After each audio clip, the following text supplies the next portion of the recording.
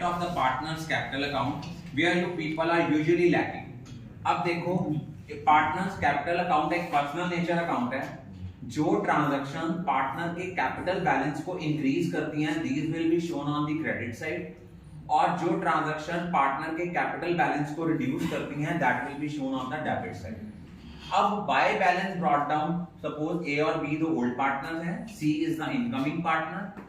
Bye balance brought down opening balance क्यों आता है? If it is given on the liability side of the balance sheet. Usually partner capital balances is given on the liability side, so that's why it will be shown as by balance brought down।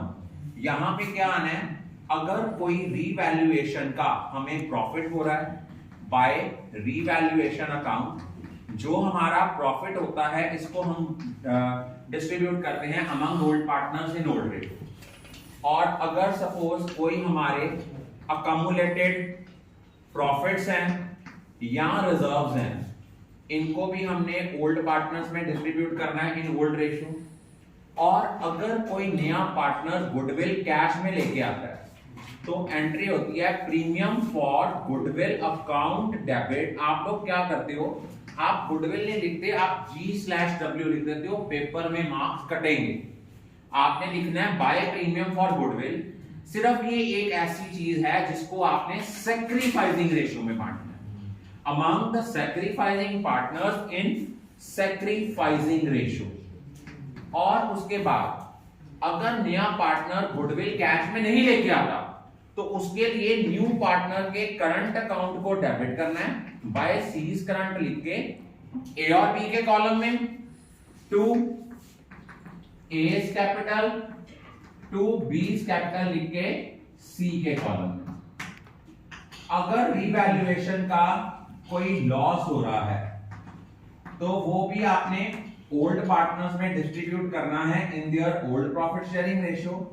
अगर आपके कोई fictitious assets given है balance sheet में, admission के case में 3 fictitious assets होते हैं। One is advertisement suspense. अगर आपको बैलेंस शीट की एसेट साइड पे कोई एडवर्टाइजमेंट सस्पेंस दिया है, इसको बांट देना है। कोई हमें डेफर्ड रेवेन्यू एक्सपेंडिचर दिए हैं, ये बांट देना है। कोई प्रॉफिट एंड लॉस अकाउंट का डेबिट बैलेंस दिया है, इसको आपने बांट देना है old partners in old ratio. Clear? और जो गुडविल बैलेंस शीट में ऑलरेडी एग्जिस्ट कर रही है, क्वेश्चन में कहा गया है या नहीं कहा गया, आपने इसको राइट ऑफ करना ही करना है among old partners in old ratio.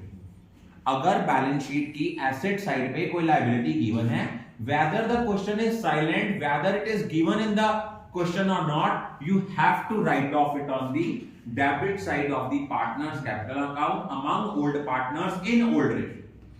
अगर हम लोग ये चीजें डाल देते हैं, सपोज 3 मार्क्स का हमारा पार्टनर्स कैपिटल आता है, तो 3 में से अगर हमें मान लो 2 मार्क्स मिलने ही मिलने हैं, 1.5 मिलने ही मिलने हैं, 2.5-3 नंबर हमारे उसके रिवैल्यूएशन अकाउंट के होने हैं, 4-4.5 हमें 6 में से मिल जाते हैं। अब लास्ट में प्रॉब्लम कहां आती है, जब उन्होंने लिखा होता है कि नया पार्टनर कैपिटल कितनी लेके आया, इसको कैलकुलेट करना है।